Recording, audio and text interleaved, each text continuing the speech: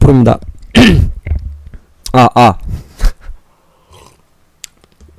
오늘 12월 17일인데요. 아침부터 아마 신라젠이라든지 셀트리온 또 많은 HLB 최근 이런 종목들이 빠졌습니다. 근데 그 신라젠이 이제 최근에 12월 달에 좀 상대적으로 강할 때 시장에서는 어떤 이야기를 많이 했냐면 신라젠이 그 내년 1월 달에 열리는 JP모간 헬스케어 컨퍼런스에 초대가 된다, 그런 이슈가 있었는데, 오늘 좀 이제 이 관련돼서 상당히 많은 또 이야기와 우리가 보통 말하는 찌라시가 나왔습니다. 지금 보면 바탕 화면에 제가 강스텐 바이오하고 한독만 적어놨는데, 한독은 한독약품입니다. 기업명은 지금 한독으로 상장이 됐습니다만은 그건 상호 변경한 거고, 한독은 풀네임은 한독약품입니다. 제약사죠. 요 기업들이 이제 어느 정도 새로 이제 들어갔다, 그런 이슈가 있는데, 관련 내용들을 좀 하나 같이 관련 보도록 하겠습니다. 항상 이제 바이오 회사들은 실적이 좀 되는 회사가 아니기 때문에 어떤 모임이나 이런 게 중요한데요. 그래서 좀 설명을 보면, JP모간 헬스케어 컨퍼런스라는 게 이제 설명이 나와 있습니다. 그래서 이제 세계 올해는 캘리포니아에서 열립니다. 샌프란시스코인데요. 제가 가보지 않았습니다만은 가볼 리가 없죠.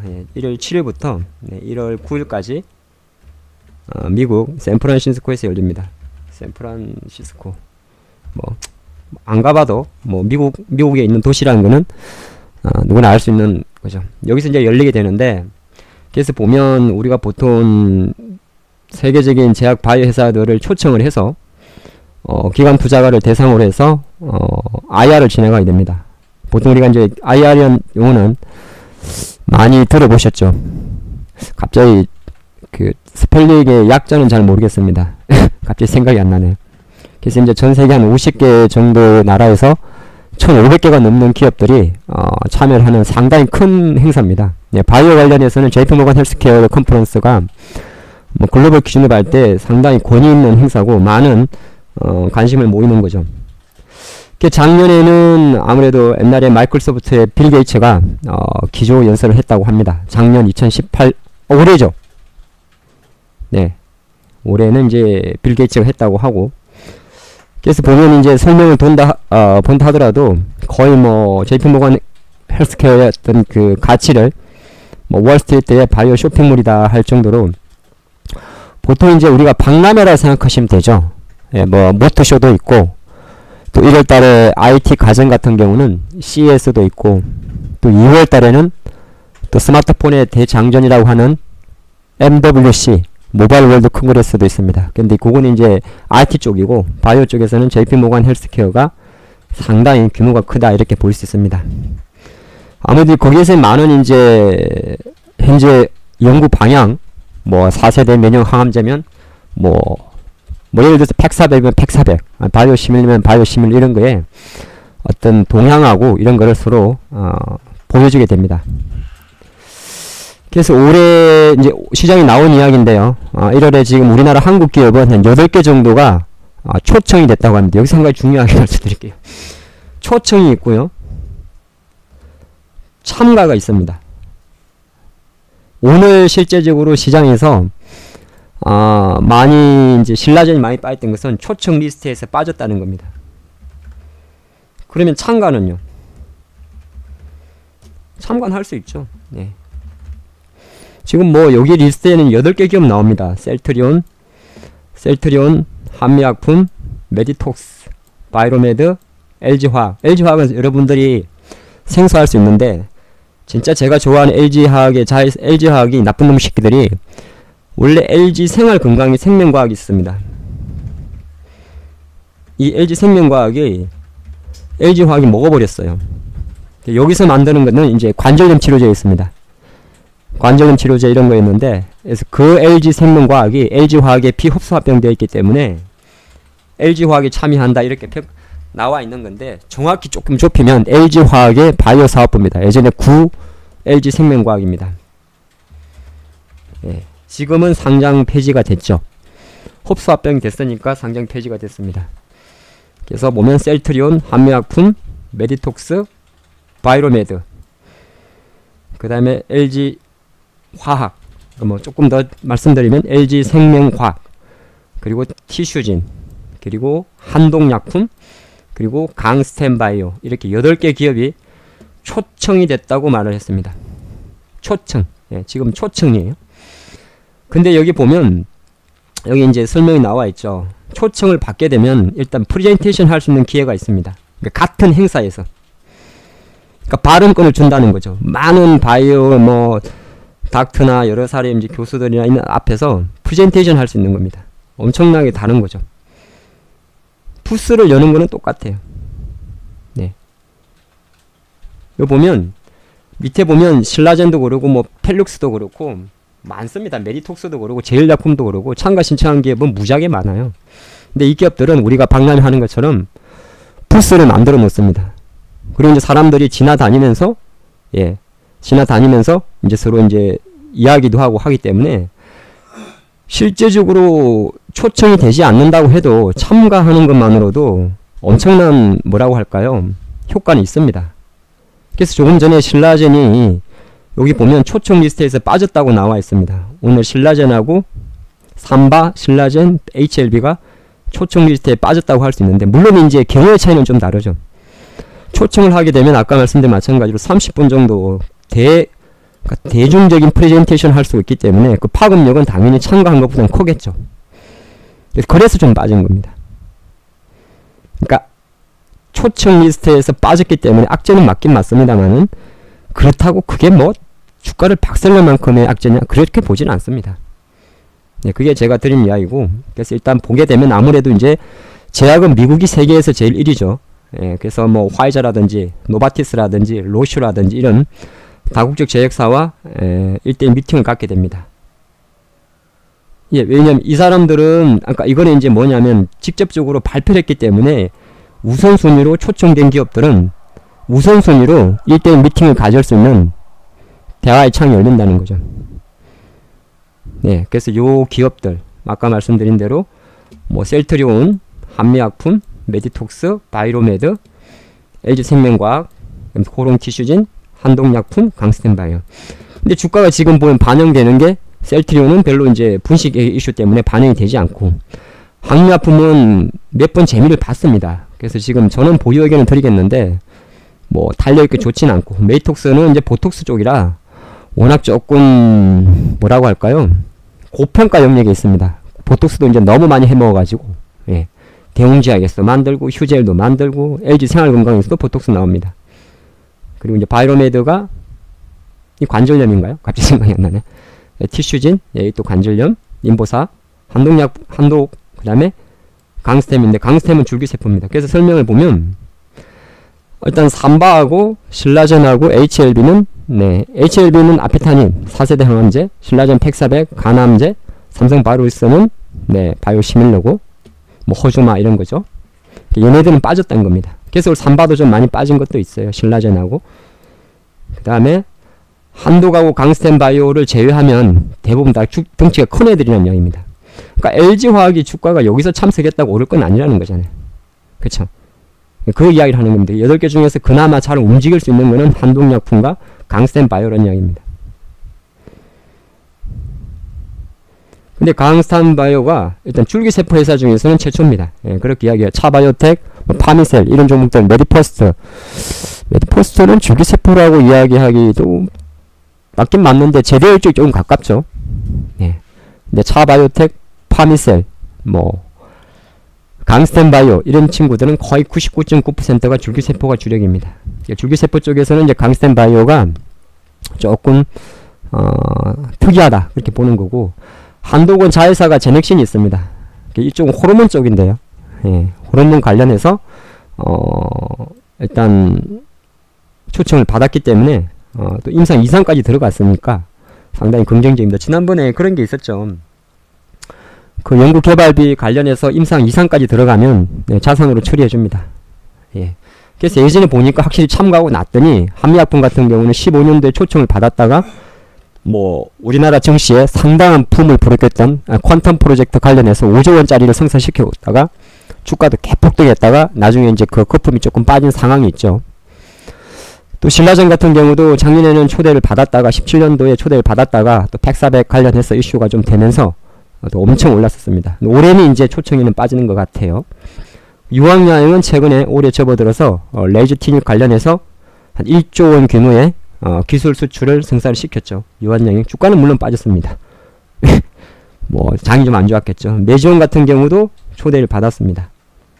초청을 받았다가 올해 이제 메지온의 주가가 뭐 10만원까지 상승하진 않았습니다만은 상당히 큰 상승을 보였습니다. 그러니까 결론적으로 한번 초대를 받고 나면 예를 들어서 메지온의 주가, 그 다음에 17년도 신라젠의 주가, 15년도 한미약품은 좀 지난 세례고 상당히 주목을 받았다는 겁니다.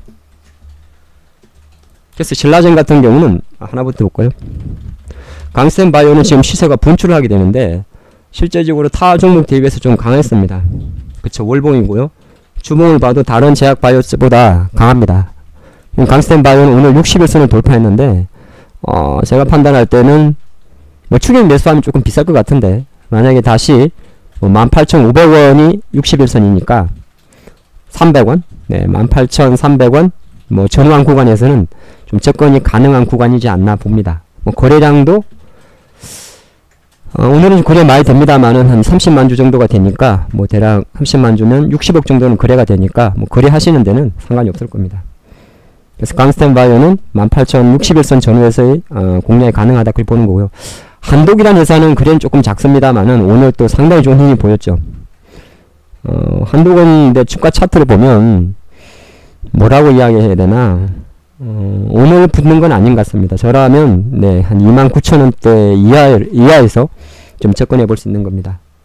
자, 신라젠 같은 경우는 일단은 초청 기업에서는 빠졌다고 이야기 나옵니다. 하지만 이제 참가하는 거는 가능성이 높아요. 근데 신라젠은 제가 계속 말씀드렸는데 어차피 갈 수가 없는 자리였어요. 네, 그런 상태에서 오늘 빠졌기 때문에 빠졌는데 제 생각으로는 오늘 17일인데요. 오전에 형성했던 71,000원을 다시 이탈할 가능성이 조금 낮아 보입니다. 그래서 현재 수가 수준에서 보유 및 매수 의견이 가능하다 그런 말씀 드리겠고, 그럼 바이오메드 같은 경우는 바이오메드는 이제 어차피 참가를 합니다.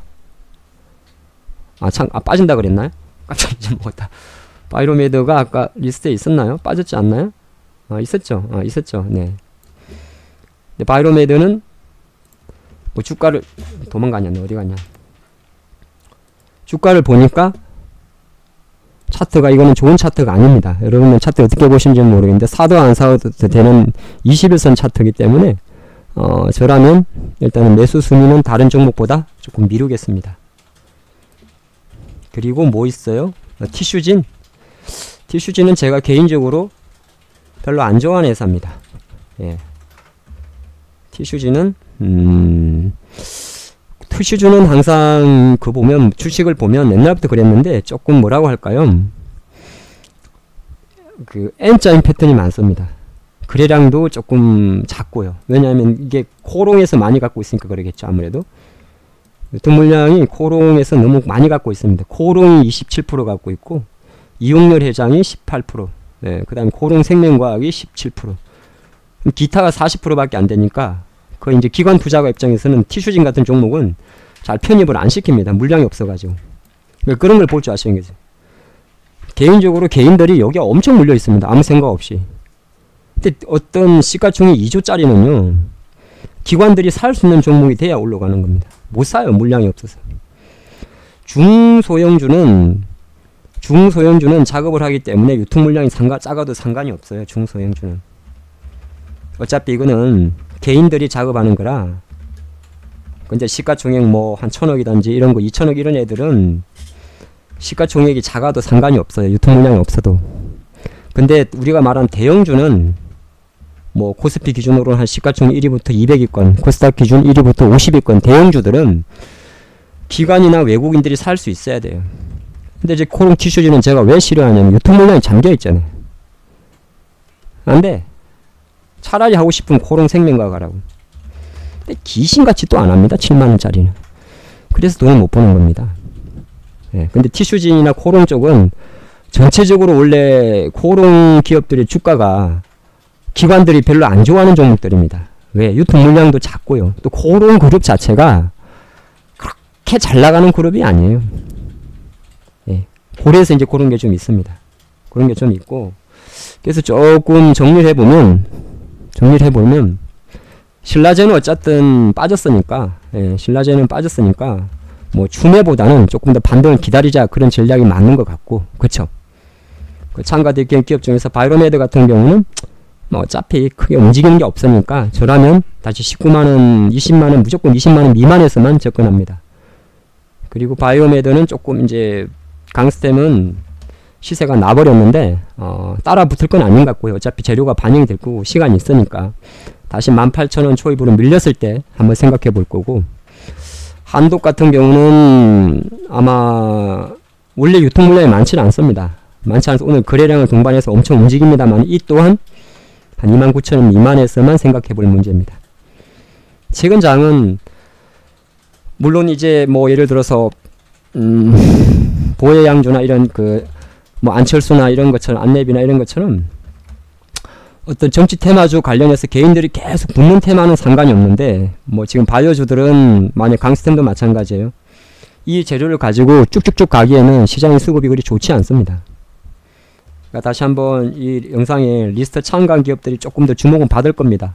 예, 주목은 받을 거고, 여기서 셀트리온 참가했는데 왜 안 오릅니까 물어보시는 분들은 주식에 대해서 심각하게 한번 고민해 보시고요. 개인들이 항상 보면 좋아하는 재료만 받아들이려고 합니다. 그러니까 셀트리온, 한미약품은 어차피 움직이든 말든 반영될 게 아닙니다. 메이톡스도 마찬가지예요. 작은 애들 위주로 반영된, LG화학이 오르겠습니까? 절대 안 오릅니다.